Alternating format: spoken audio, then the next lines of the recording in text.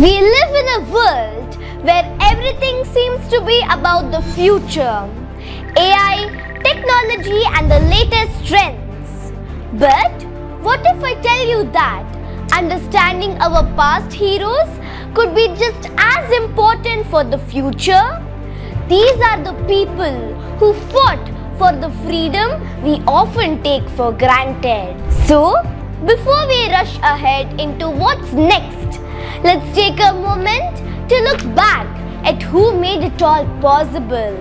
Stick with me for the next few minutes to uncover the stories of those who shaped our today. Subhash Chandra Bose, fondly known as Netaji, was born into a wealthy family in colonial India on 23rd January 1897 in Cuttack, Orissa. He was the ninth child of Janakinath Bose, a successful barrister, and his wife Prabhavati Devi.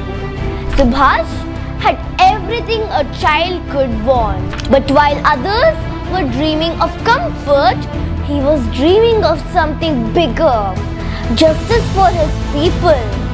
Even as a young boy, he questioned British authority, while others followed it blindly. Bose completed his initial education at the European school in Cuttack, where he excelled academically and securing second rank in his 10th standard examinations. He later joined Presidency College in Kolkata.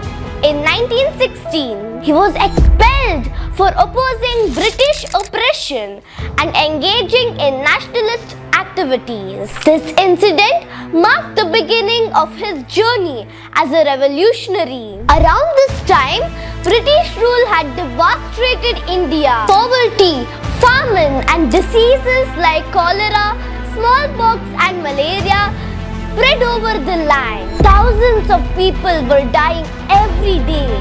Subhash witnessed heartbreaking scenes like mothers weeping over lifeless children, sons crying over their father's dead bodies.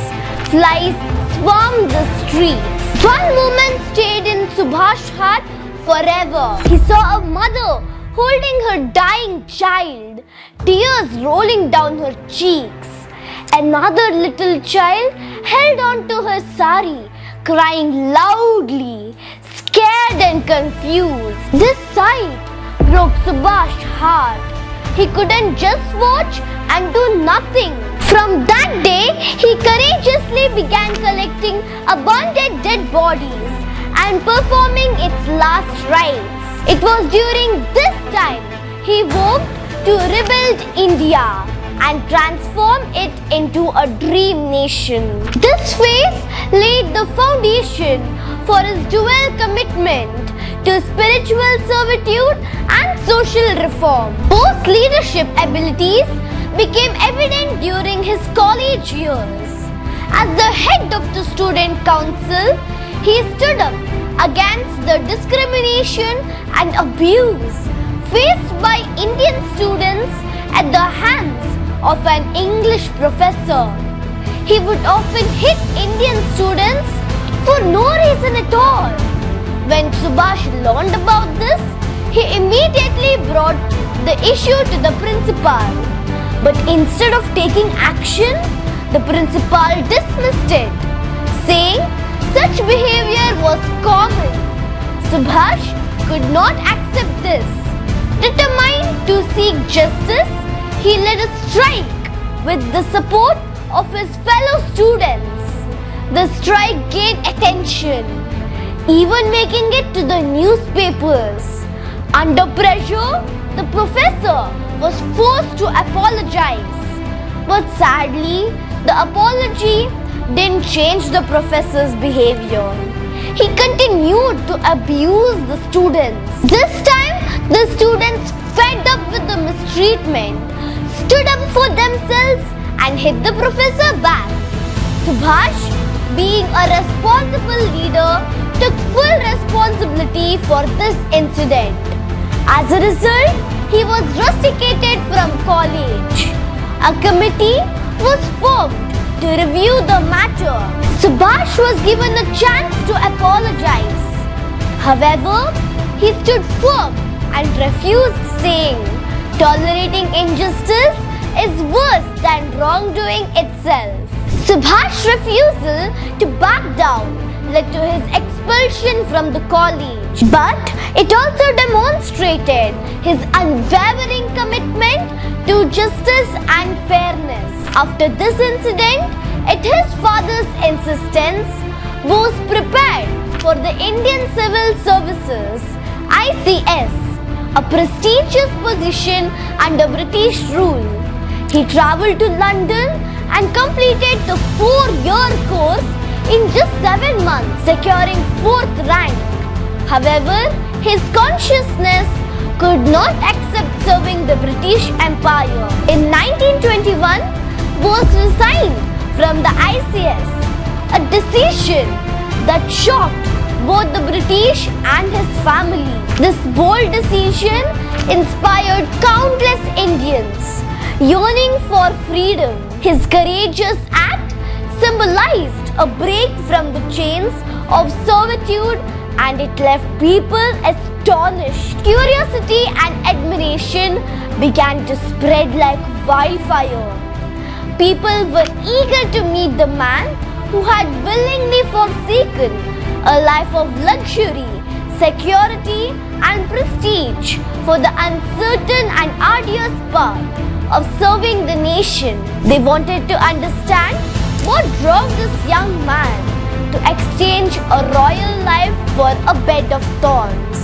When Subhash arrived in Mumbai through the sea route, the city came alive with excitement. Thousands upon thousands of people thronged the docks, desperate to catch a glimpse of him. The air buzzed with anticipation as the crowds, overflowing with admiration and curiosity, cheered his arrival. Subhash was deeply moved by the overwhelming reception. Standing amidst the sea of people, he had a profound realization.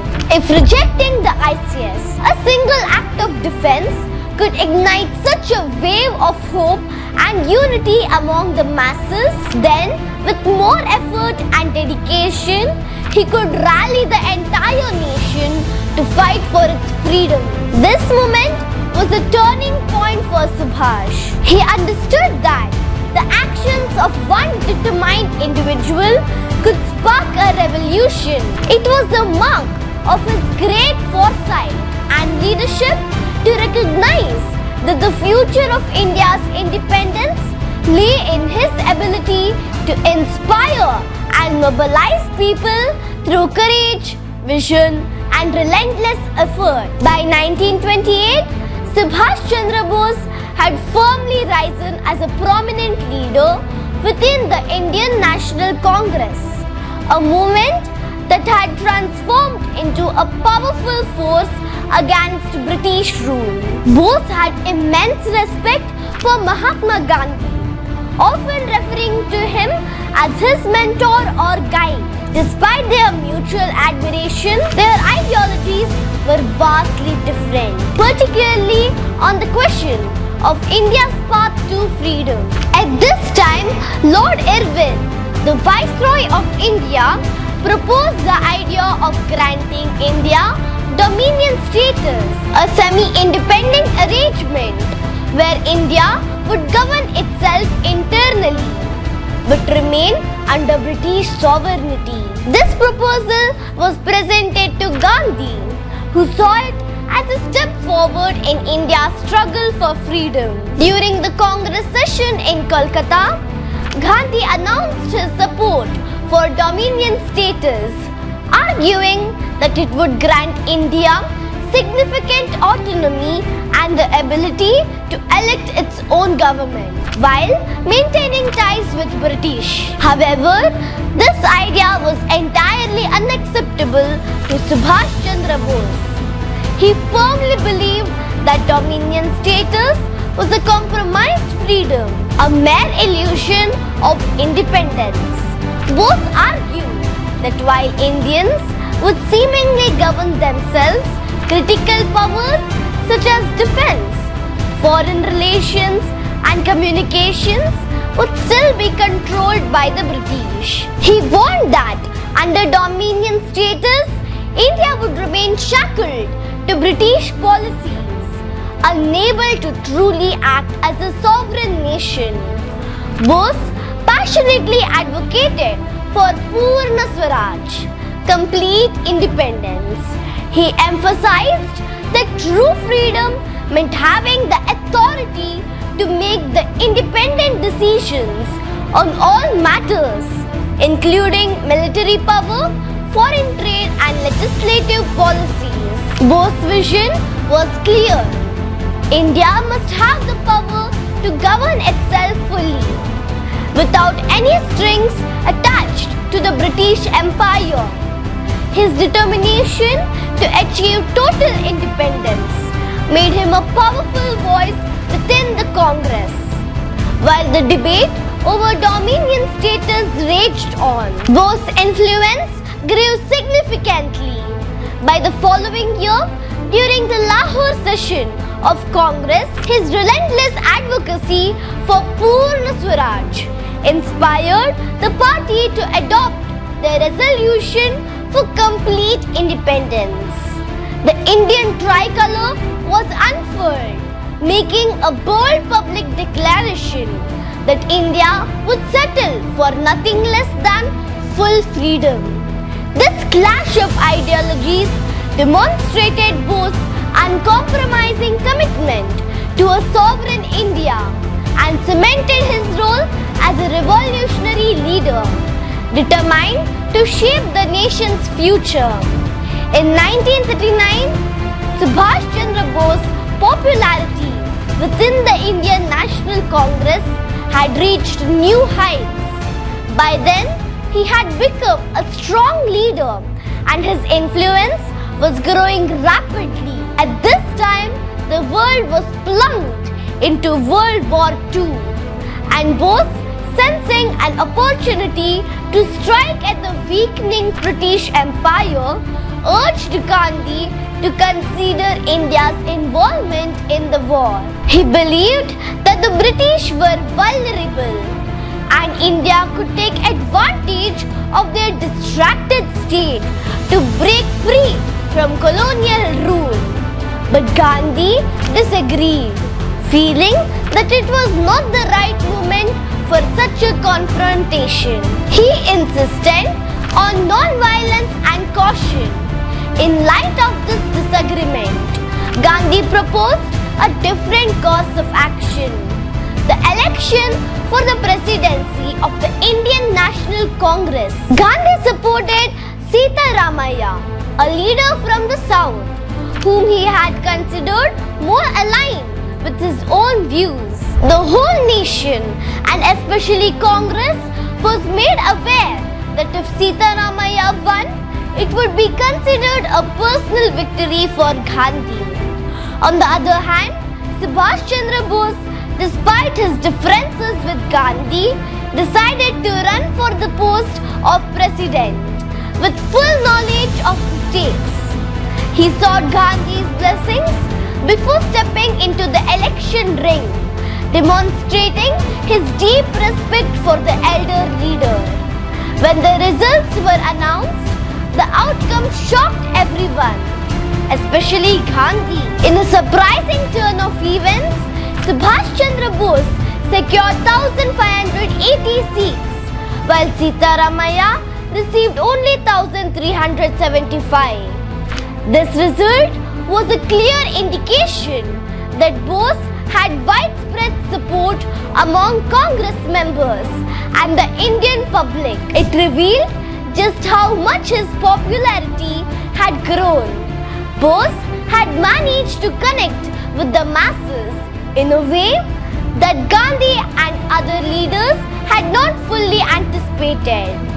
The election results signified that the people were starting to rally behind Bose's vision of complete independence, while Gandhi's approach, which was more cautious, was losing ground. Gandhi, although not had any personal enmity towards Bose, was deeply unsettled by the outcome. To him, Sitaramaya's defeat felt like his own personal defeat. Gandhi's leadership style was based on moral authority, and he wanted to maintain control over the direction of the Congress. He was uncomfortable with the growing influence of Subash Chandra Bose, who had a radically different approach to achieving India's freedom, particularly in his call for India to actively oppose the British during World War II. Gandhi, in contrast, favored a more peaceful struggle. Despite his victory, Subhash Chandra Bose's election to the presidency of the Congress was short-lived. Gandhi, feeling threatened by Bose's rising power, pressured him to step down. As a loyal follower of Gandhi, Bose reluctantly submitted his resignation, acknowledging the gap in their approaches to achieving India's freedom.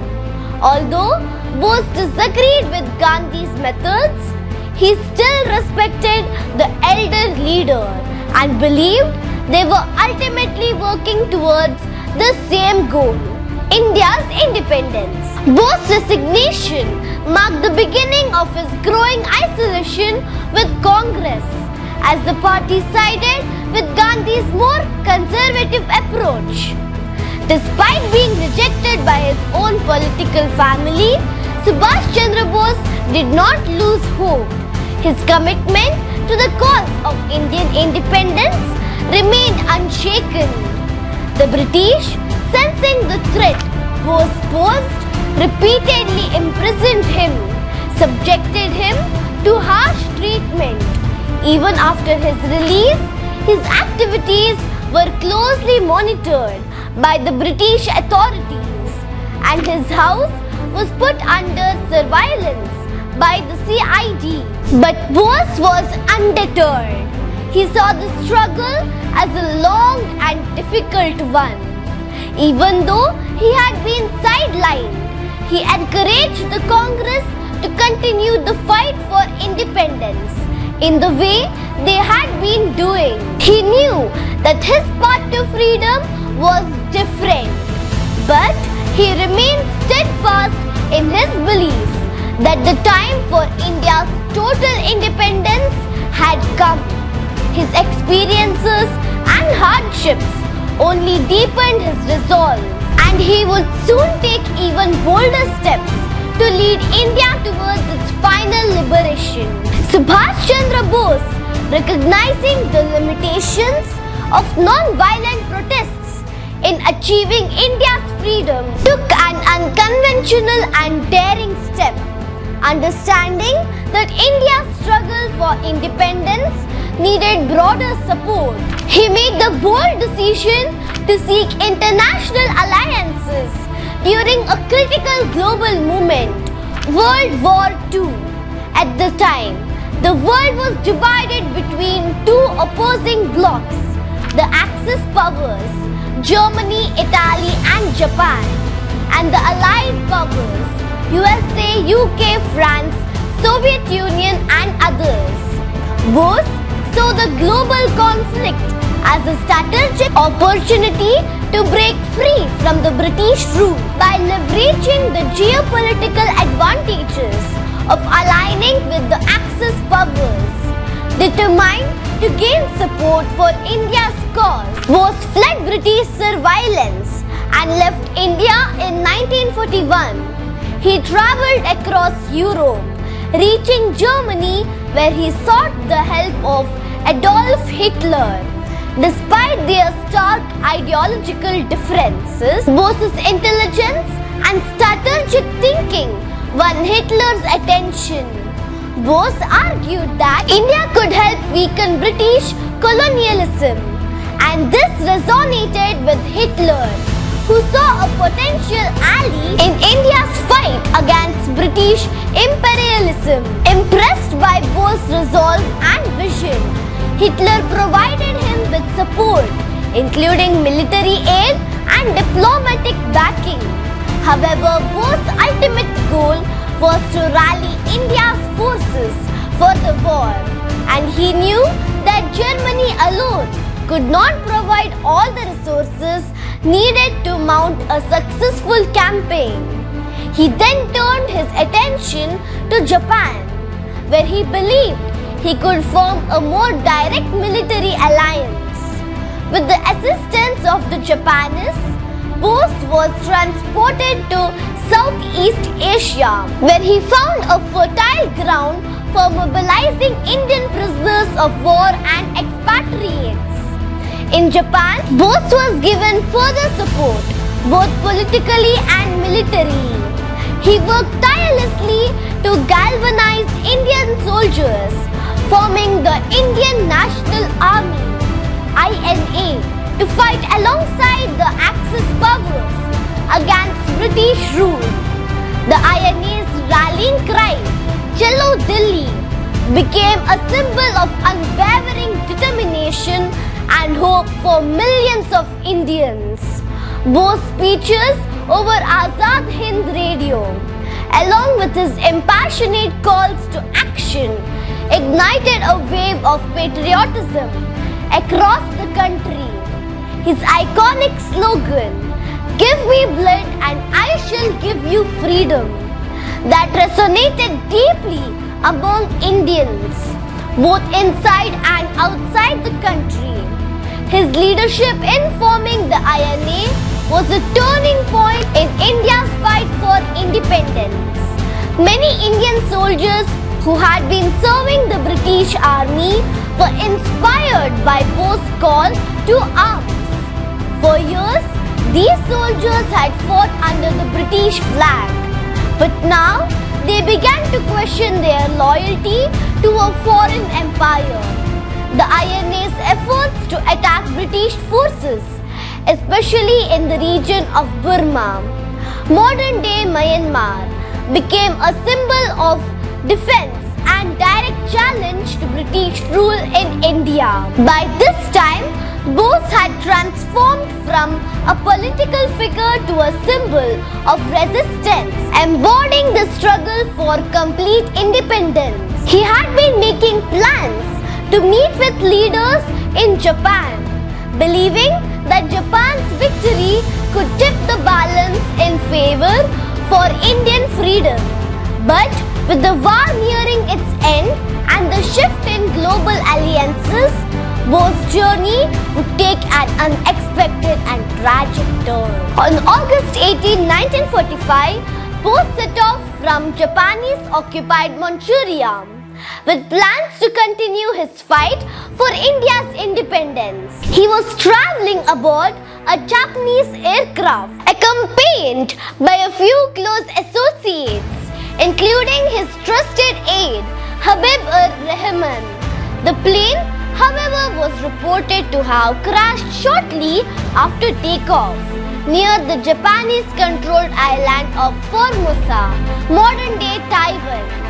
Official reports from the Japanese authorities stated that Bose had been severely burned in the crash and had died shortly thereafter. Even today, Subhash Chandra Bose's death remains one of the greatest mysteries in modern-day history.